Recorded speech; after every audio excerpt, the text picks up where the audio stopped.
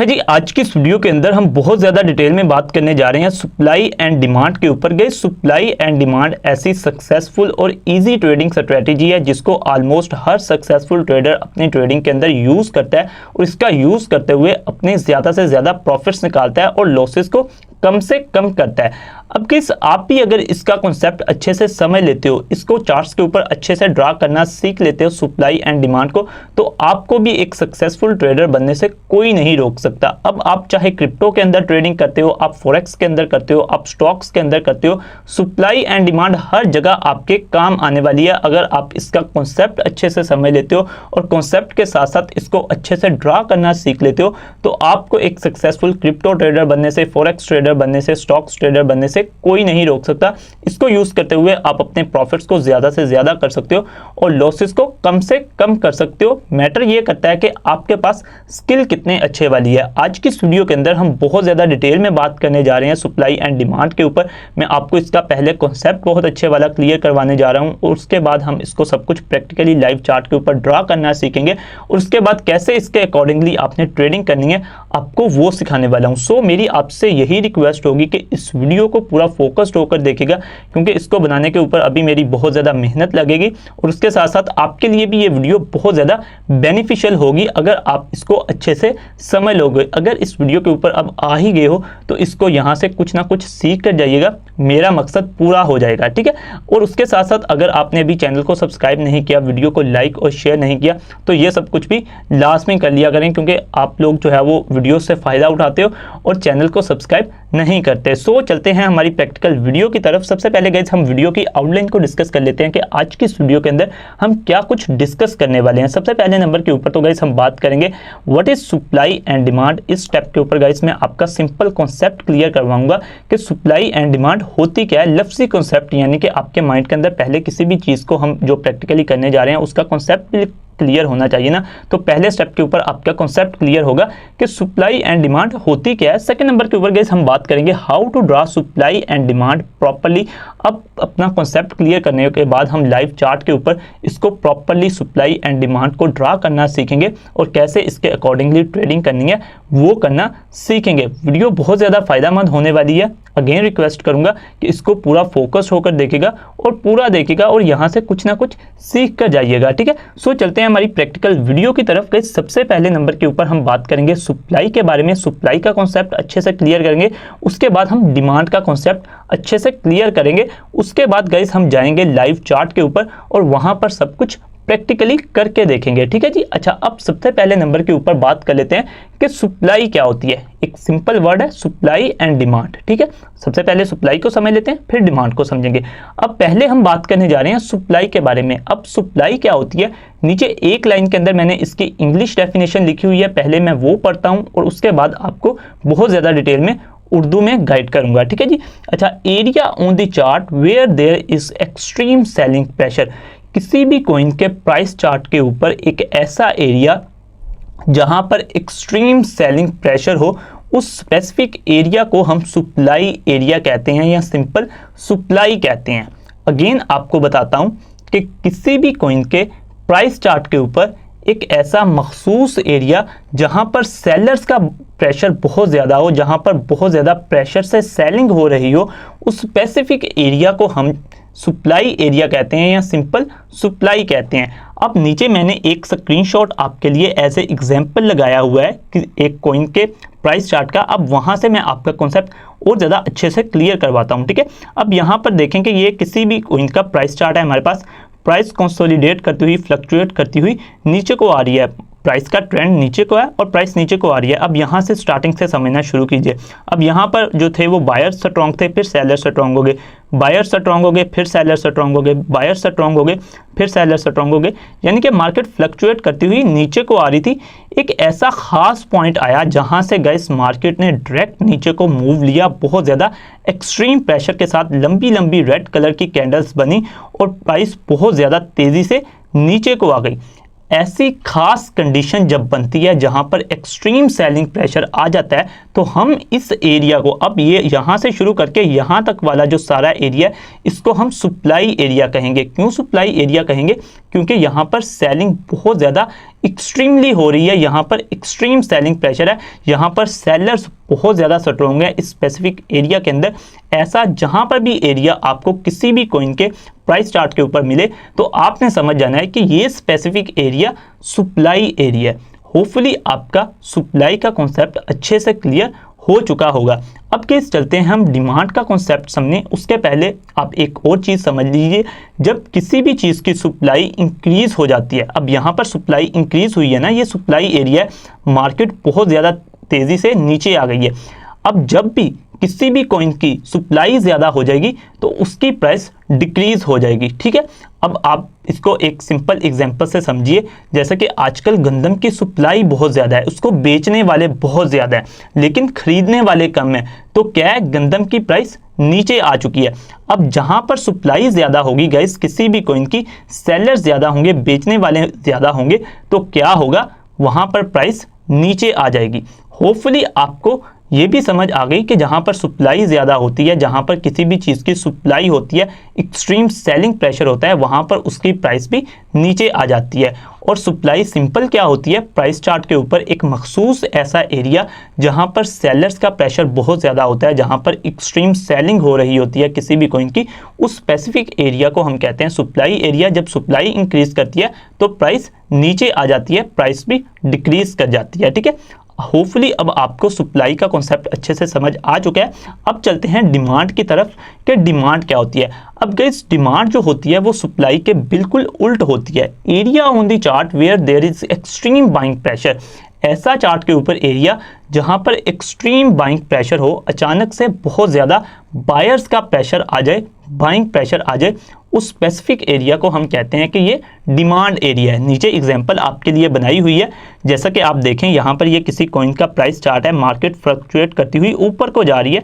अब यहाँ पर बायर्स का प्रेशर ज़्यादा था, सेलर्स का प्रेशर ज़्यादा हो गया, बायर्स का प्रेशर ज़्यादा था, सेलर्स का प्रेशर ज़्यादा हो गया, बायर्स का प्रेशर ज़्यादा हो गया, सेलर्स का प्रेशर ज़्यादा हो गया। मार्केट कंसोलिडेट करती हुई, फ्लक्चुएट करती हुई ऊपर को जा रही थी। एक खास पॉइंट आया जहाँ से मार्केट ने यकदम ऊपर को मूव लिया, लंबी लंबी ग्रीन कलर की कैंडल्स बनी और मार्केट यकदम से बहुत ज़्यादा ऊपर चला गया। अब इस खास एरिया को हम कहेंगे कि यहाँ पर एक्सट्रीम बाइंग प्रेशर आ गया, बायर्स बहुत ज़्यादा अचानक से स्ट्रॉन्ग हो गए और इस स्पेसिफिक एरिया को हम क्या कहेंगे कि ये डिमांड एरिया है, ठीक है। अब गाइस जब भी किसी भी चीज़ की, किसी भी कॉइन की या हम डेली लाइफ के अंदर किसी भी चीज़ के लिए जब डिमांड इंक्रीज होती है तो उसकी प्राइस भी ऑटोमेटिकली इंक्रीज हो जाती है। अब डिमांड जब इंक्रीज करती है तो प्राइस इंक्रीज करती है, जब सप्लाई इंक्रीज करती है तो प्राइस डिक्रीज करती है, ठीक है जी। होपफुली आपको कॉन्सेप्ट अच्छे से समझ आ गया होगा कि सप्लाई क्या होती है और डिमांड क्या होती है। अब मैंने यहाँ पर आपको एग्जांपल्स के साथ भी समझा दिया। अगेन बताता हूँ, जब प्राइस चार्ट के ऊपर, एक मिनट हम पीछे चले जाएं, जब प्राइस चार्ट के ऊपर किसी भी चीज़ का एक्सट्रीम सेलिंग प्रेशर हो, जब प्राइस चार्ट के ऊपर किसी भी कॉइन की एक्सट्रीम सेलिंग हो रही हो, तो उस स्पेसिफिक एरिया को हम क्या कहते हैं कि ये एरिया सप्लाई एरिया है। जब सप्लाई इंक्रीज करती है, किसी भी कॉइन की सप्लाई ज़्यादा होती है, तो वहाँ पर क्या होता है, उसकी प्राइस डिक्रीज कर जाती है, ठीक है। इसी तरह डिमांड के अंदर होता है कि अचानक से जब बहुत ज़्यादा बाइंग प्रेशर आ जाता है, एक्सट्रीम बाइंग प्रेशर आ जाता है प्राइस चार्ट के ऊपर किसी भी कॉइन के, तो हम उस एरिया को, स्पेसिफिक एरिया को क्या कहते हैं कि ये डिमांड एरिया है। जब डिमांड इंक्रीज करती है गाइस तो उसके साथ प्राइस भी इंक्रीज करती है, डायरेक्ट रिलेशन है इनका, ठीक है ना, कि जब प्राइस इंक्रीज जब डिमांड इंक्रीज करेगी तो प्राइस इंक्रीज करेगी, और जबकि सप्लाई के अंदर क्या है, जब सप्लाई इंक्रीज करेगी तो प्राइस डिक्रीज करेगी।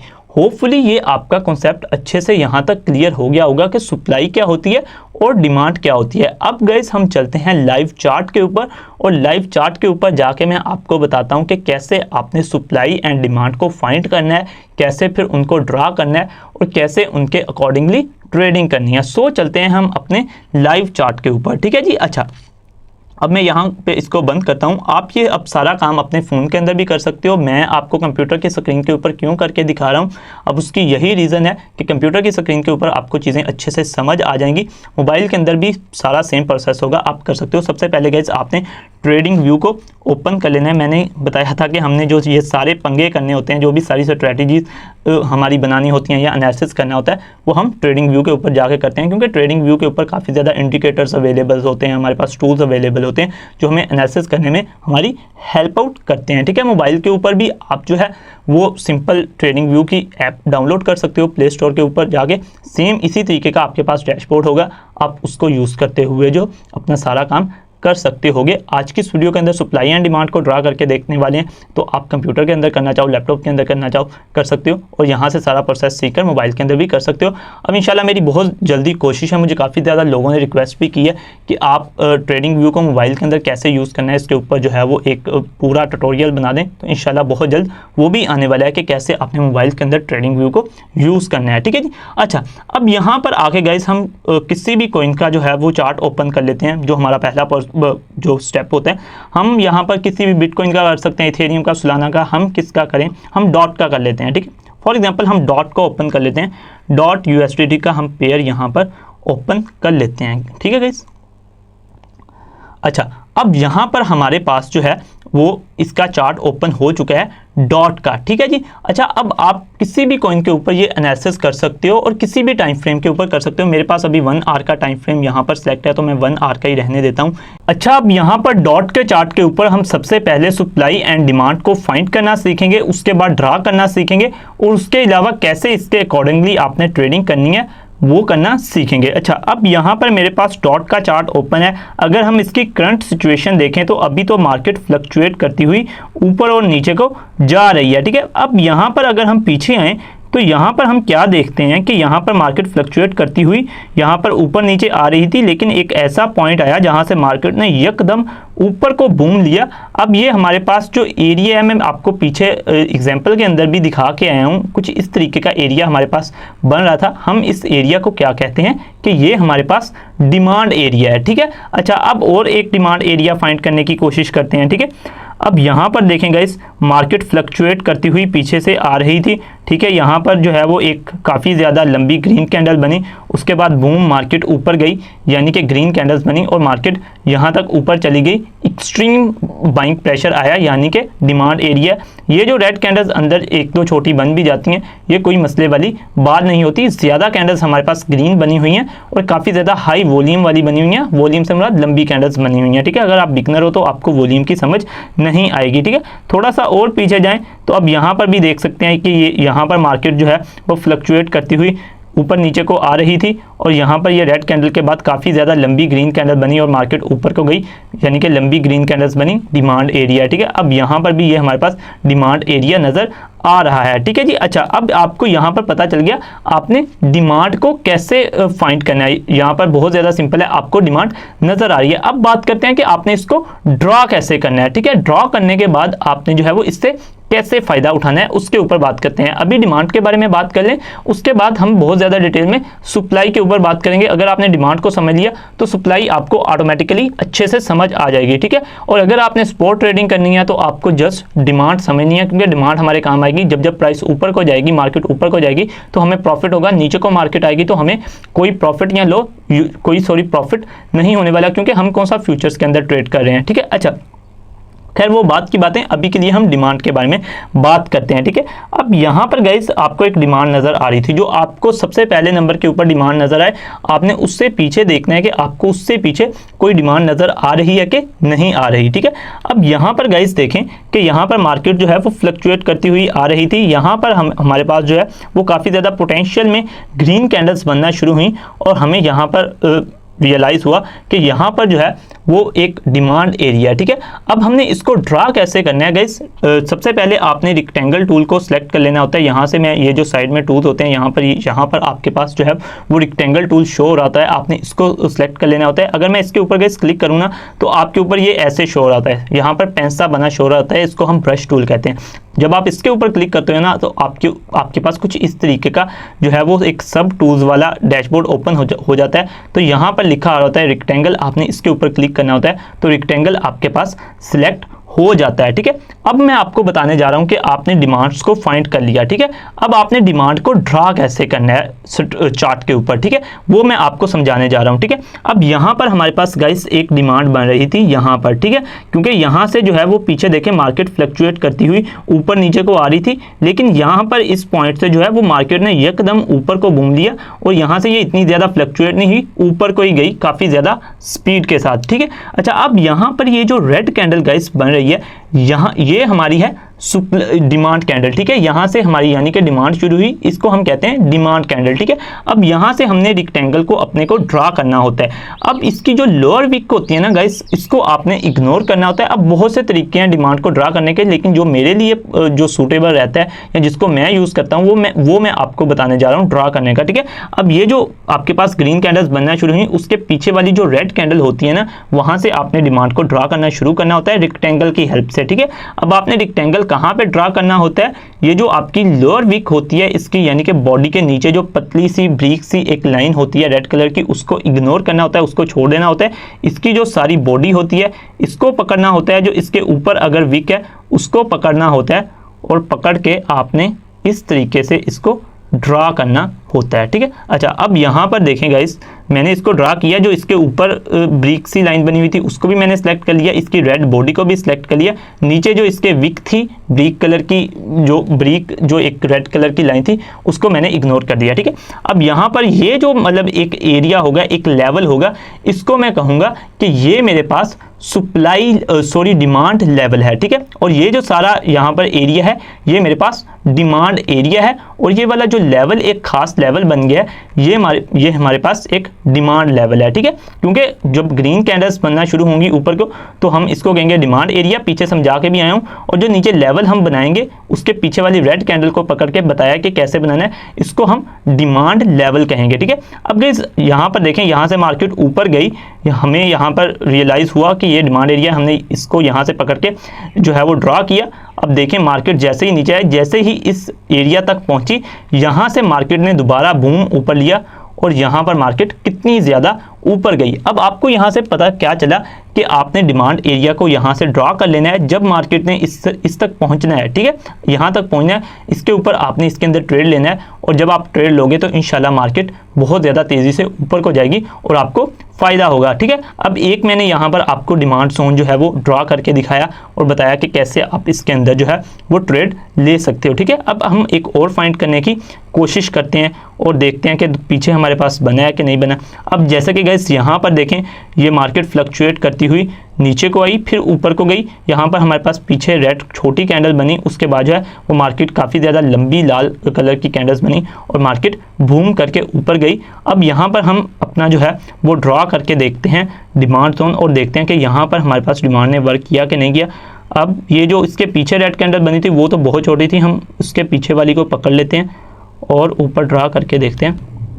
अब गाइस आप यहाँ पर देख सकते हो, नीचे वाली वीक को मैंने इग्नोर किया, इसकी बॉडी को पकड़ा और ऊपर वीक को पकड़ के मैंने ड्रा किया, तो मार्केट जब यहाँ पर इस लेवल तक पहुंची, इसके बाद आप देख सकते हैं कि कैसे मार्केट ऊपर गई। होपफुली आपको डिमांड जोन का पता चला होगा कि आपने डिमांड को कैसे ड्रा करना है। ठीक है, अब अच्छा, अब और पीछे अगर हम चले जाएं तो हम यहाँ पर और डिमांड एरियाज़ को फाइंड कर सकते हैं। ठीक है, अब यहाँ पर अगर हम पीछे जाते जाएं, अब यहाँ पर हमें नज़र नहीं आ रही। अच्छा, अब यहाँ पर देखें गाइस, ये रेड कैंडल बन रही है हमारे पास, उसके बाद काफ़ी ज़्यादा पोटेंशियल से मार्केट ऊपर गई है, लंबी लंबी ग्रीन कैंडल्स बनी है, तो अब होपफुली यहाँ पर भी मेरे पास जो है वो डिमांड एरिया बन रहा है। रेड कैंडल को पकड़ूंगा, पकड़ के यहाँ पर लेके आऊँगा, तो आप देख सकते हैं कि गाइस जब मार्केट यहाँ से जो है वो ऊपर गई, हमें पता चला यहाँ पर डिमांड है, तो हमने एक लेवल बना के रख लिया। मार्केट जब यहाँ पे आई, आप यहाँ पर ट्रेड लेते, यहाँ तक जाते, तो आपको काफ़ी अच्छे वाला प्रॉफिट हो सकता था। ठीक है, अब उसके बाद जब मार्केट आई, ये देखें जैसे कि मैंने आपको बताया था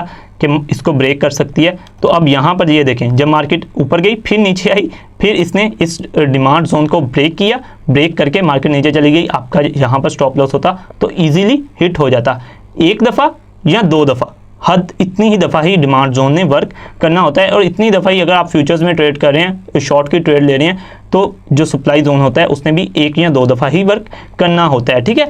2 दफ़ा तो ऑलमोस्ट कर ही जाता है, तीसरी दफ़ा नहीं करता, ये तो कंफर्म होता है, ठीक है, क्योंकि बार बार करना शुरू कर दे फिर तो सभी यहाँ से सक्सेसफुल ट्रेड्स निकालना शुरू हो जाए, ठीक है। अब यहाँ पर देख सकते हैं इसने 1 दफ़ा किया और दूसरी दफ़ा जब मार्केट यहाँ पर पहुँची, यहाँ पर जिसने भी ट्रेड लिया था उसके सभी के स्टॉप लॉस हिट होते और स्टॉप लॉस हिट होने के बाद ट्रेड क्लोज हो जाती। लेकिन 1-2 दफ़ा गाइस आपके साथ ऐसा होगा ना, तो आप इंशाल्लाह फिर ऐसा ऐसा आपको पता चल जाएगा कि कैसे मार्केट मूव करती है। ये भी बहुत ज़्यादा चीज़ इफेक्ट करती है, ठीक है ना, कि जब आप 1-2 दफ़ा लॉसेस करवाते हो अपने, थर्ड टाइम आपको पता होता है कि मार्केट ने अब किस हिसाब से ऊपर को जाना है। ये ऑटोमेटिकली चीज़ होती है। अब आप इसमें कहेंगे इसमें क्या बात हुई, जब आप प्रैक्टिकल चीज़ों में आते हो आपको फिर ही सब कुछ पता चलता है, ठीक है। इसीलिए मैं कहता हूँ कि आपने लाइव ट्रेड लेने से पहले जो है वो कॉपी पेंसिल के ऊपर ट्रेडिंग करनी होती है, ठीक है। आप यहाँ पर ये सब कुछ करें और यहाँ पर जस्ट इमेजिन करें कि यार मैं यहाँ से ट्रेड लेने लगा हूँ, ठीक है। अब यहाँ से ट्रेड लेने लगा हूँ तो आप जस्ट कॉपी के ऊपर लिखें कि मैंने यहाँ से ट्रेड ले लिया, अपने माइंड के अंदर बस लिखें। यहाँ से देखें मार्केट ऊपर जाती है,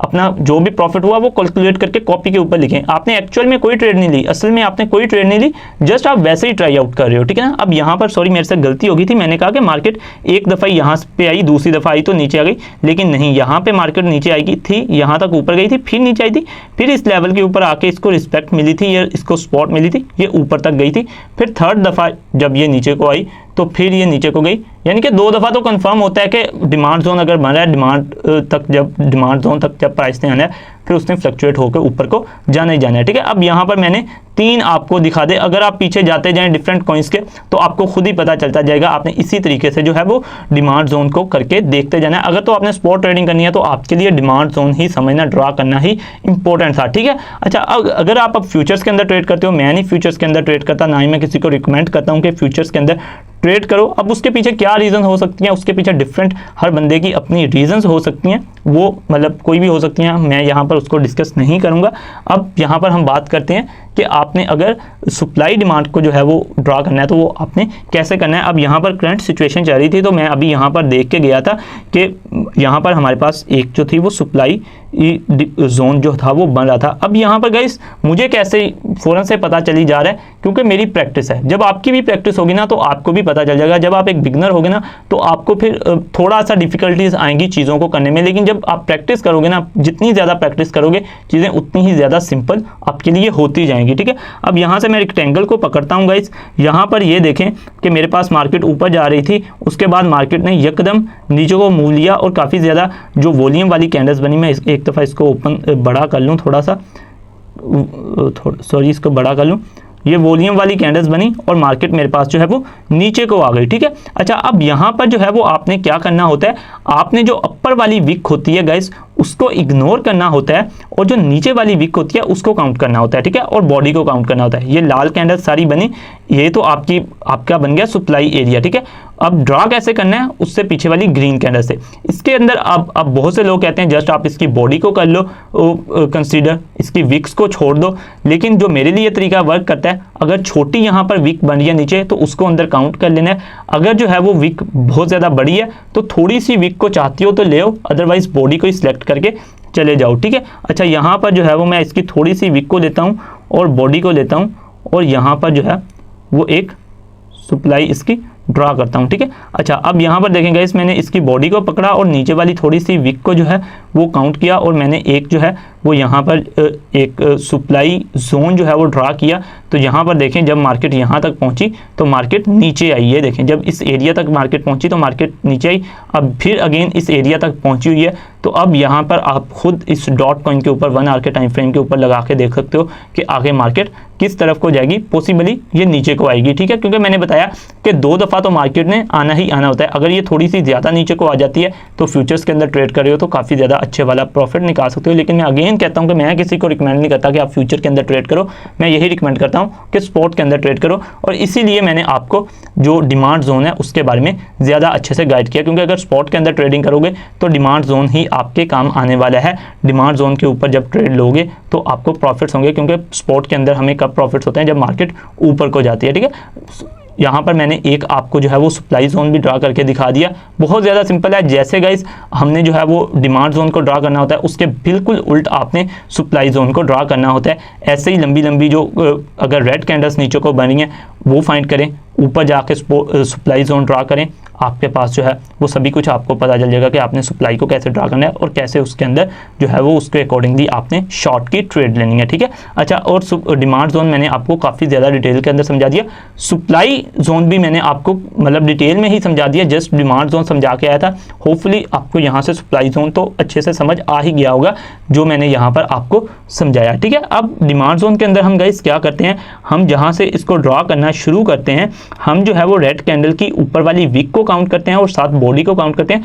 जो नीचे वाली विक होती है उसको छोड़ देते हैं। और सप्लाई जोन के अंदर हम क्या करते हैं, हम पीछे वाली जो ग्रीन कैंडल को लेकर ड्रा कर रहे होते हैं उसकी बॉडी को लेते हैं, चाहे तो जो उसके नीचे विक होती है उसको काउंट कर सकते होते हैं थोड़ा बहुत, अदरवाइज उसको भी छोड़ सकते होते हैं। सॉरी, ये मेरे पास क्या ओपन हो गया, उसकी बॉडी को ग्रीन कैंडल की को लेना होता है, नीचे वाली जो विक होती है अगर ज़्यादा लंबी है तो उसको थोड़ा बहुत लेना चाहें तो ले सकते हैं, अदरवाइज बॉडी को पकड़ के डिमांड जोन जो है वो यहाँ पर ड्रा कर सकते हैं। ऊपर वाली विक को टोटली इग्नोर करना होता है। जब डिमांड को आपने ड्रा करना है फिर क्या करना होता है, जो पीछे रेड कलर की यहाँ पर जो हम जहाँ से हम ड्रा कर रहे होते हैं उसकी अपर विक को लेना होता है और नीचे वाली विक को इग्नोर करना होता है, ठीक है।